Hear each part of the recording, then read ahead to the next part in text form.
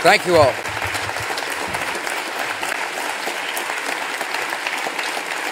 Thank you. Okay. Padilla. Gracias. Yeah. So I painted Ramon. I wish he were still standing here. It's a face only a mother could love. No, it was a fabulous... I love you, Ramon. Thank you very much for being here. And Grace Joe, thank you for your testimony. And Big Tim. I got to know Tim as a result of Presidential Leadership Scholars, a program at the Bush Center along with the Clinton Center, with help from 41 and LBJ's libraries. I am thrilled that friends of ours from Afghanistan, China, North Korea, and Venezuela are here as well. These are people who've experienced the absence of freedom. I mean, they know what it's like. And they know there's a better alternative than tyranny. Laura and I are thrilled that the Bush Center supporters are here. Bernie, I want to thank you and your committee. I call him Bernie. It's amazing to have Secretary Albright share the stage with Condi and Ambassador Haley. For those of you who kind of take things for granted, that's a big deal.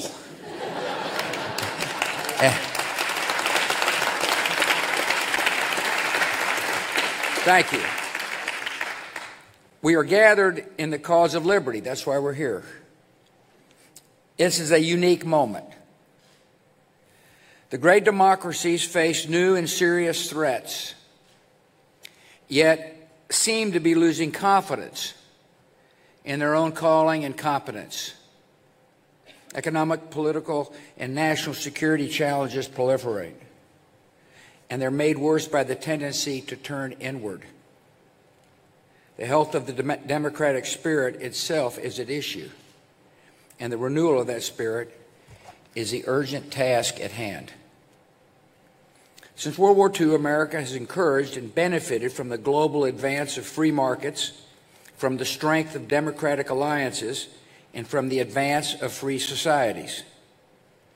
At one level, this has been a raw calculation of interest. The 20th century features some of the worst horrors of history because dictators committed them. Free nations are less likely to threaten and fight each other. And free trade helped make America into a global economic power. For more than 70 years, the presidents of both parties believed that American security and prosperity were directly tied to the success of freedom in the world. They knew that the success depended in large part on U.S. leadership. The mission came naturally because it expressed the DNA of American idealism. We know deep down that repression is not the wave of the future. We know that the desire for freedom is not confined to or owned by any culture. It is the inborn hope of our humanity. We know that free governments are the only way to ensure that the strong are just and the weak are valued. And we know that when we lose sight of our ideals, it is not democracy that has failed. It is the failure of those charged with preserving and protecting democracy. This is not to underestimate the historical obstacles to the development of democratic institutions and a democratic culture. Such problems nearly destroyed our country. And that should encourage a spirit of humility and a patience with others. Freedom is not merely a political menu option or a foreign policy fad. It should be the defining commitment of our country and the hope of the world. That appeal is proved not just by the content of people's hopes, but a noteworthy hypocrisy. No democracy pretends to be a tyranny. Most tyrannies pretend they are democracies. Democracy remains the definition of political legitimacy. That has not changed, and that will not change. Yet for years, challenges have been gathering to the principles we hold dear, and we must take them seriously. Some of these problems are external and obvious. Here in New York City, you know the threat of terrorism all too well.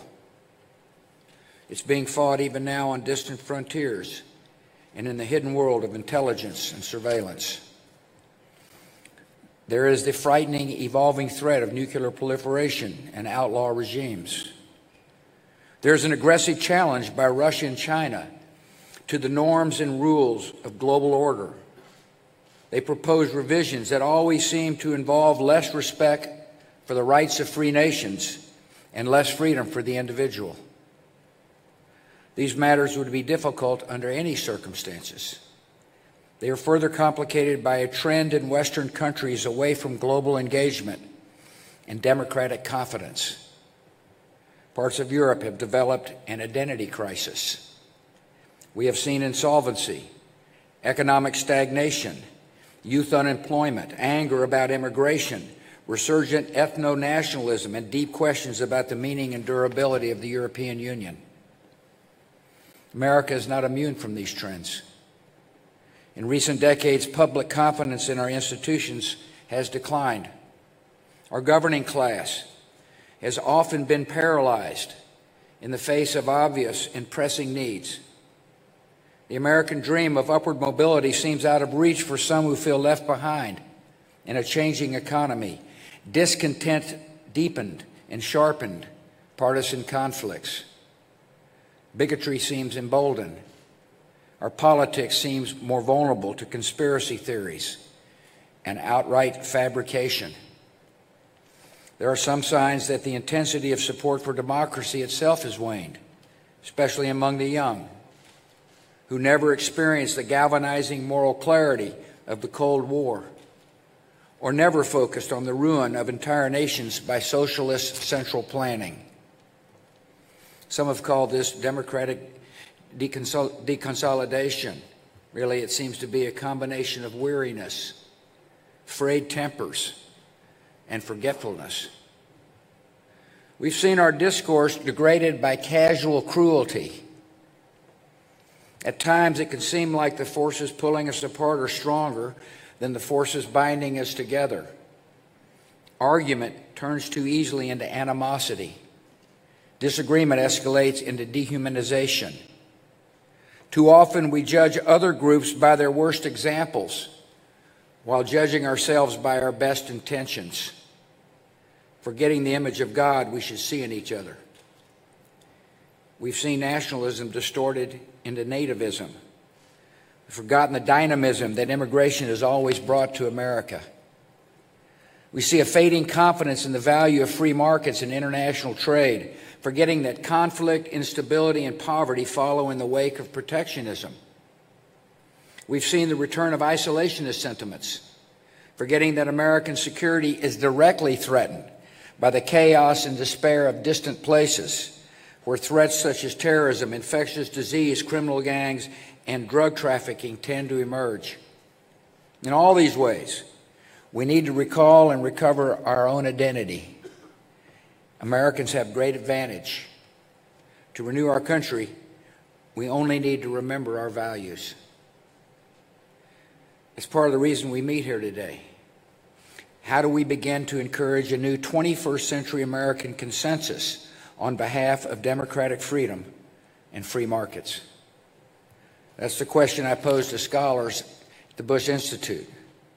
That's why Pete Wehner and Tom Maleo are with us today, have answered with the spirit of liberty at home in the world, the call to action paper.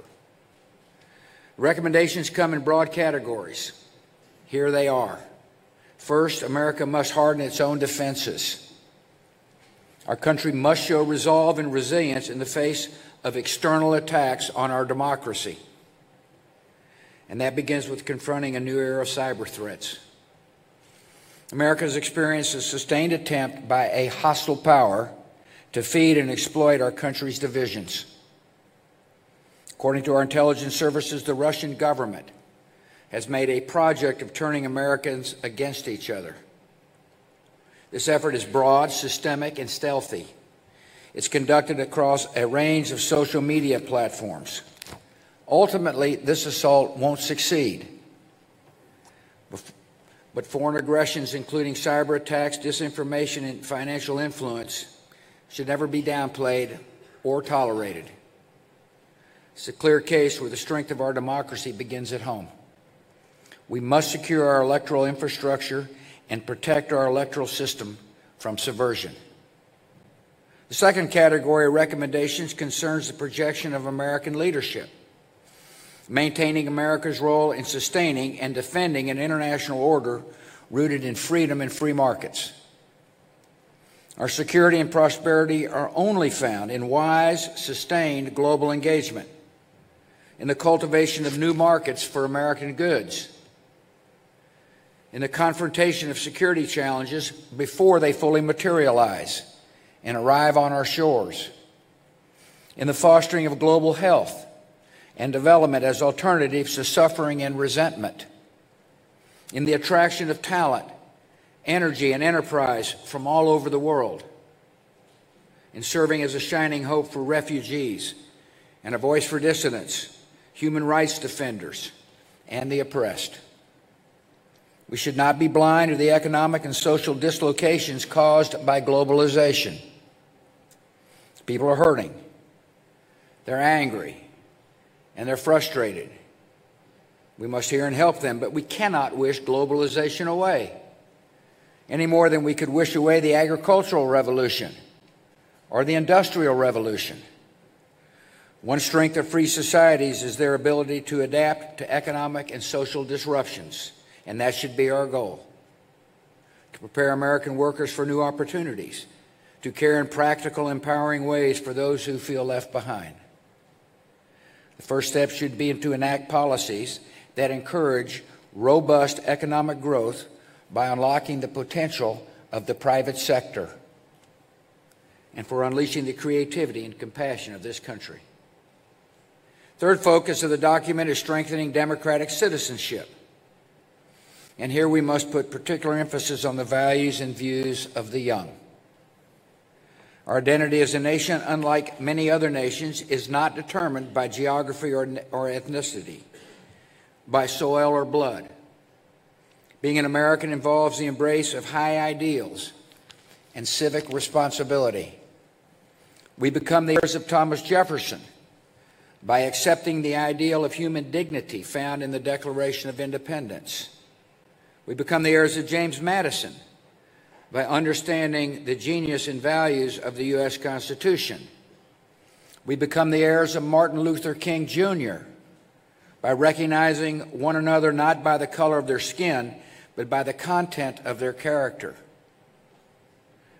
This means that people of every race, religion, ethnicity can be fully and equally American.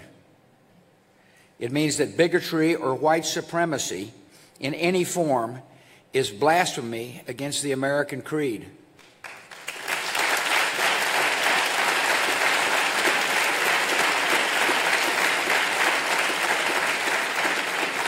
And it means the very identity of our nation depends on the passing of civic ideals to the next generation. We need a renewed emphasis on civic learning in schools, and our young people need positive role models.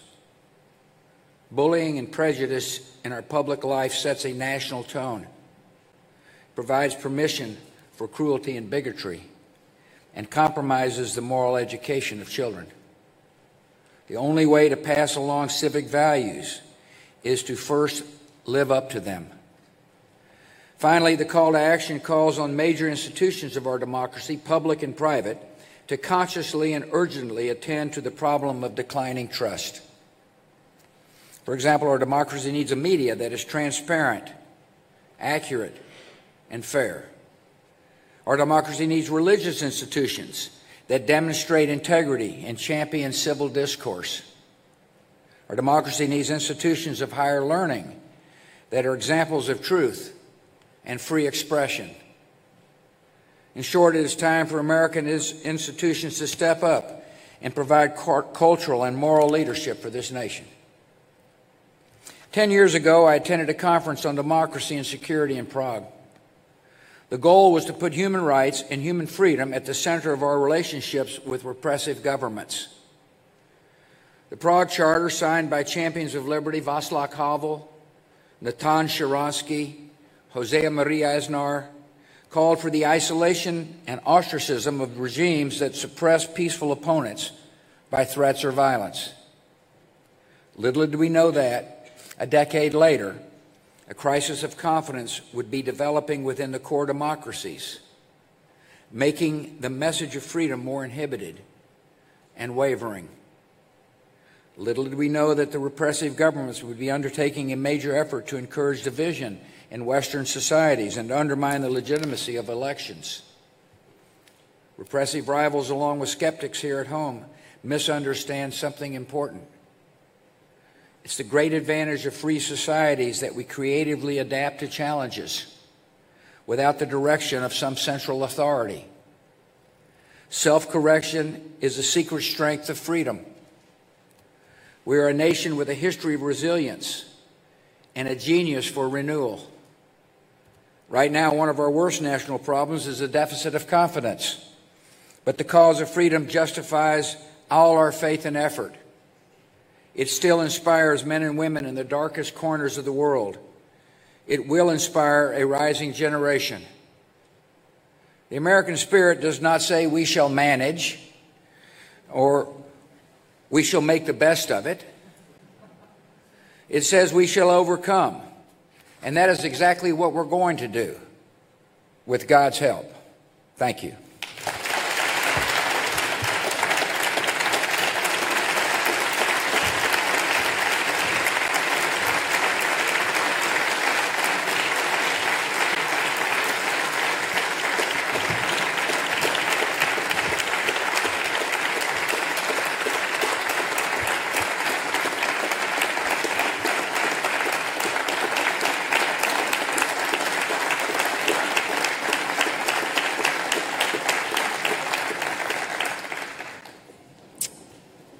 Thank you, Mr. President. Thank you, Mrs. Bush. To close our program, I want to thank all of our distinguished speakers and panelists for being here today, for all of our guests in the room and watching us live.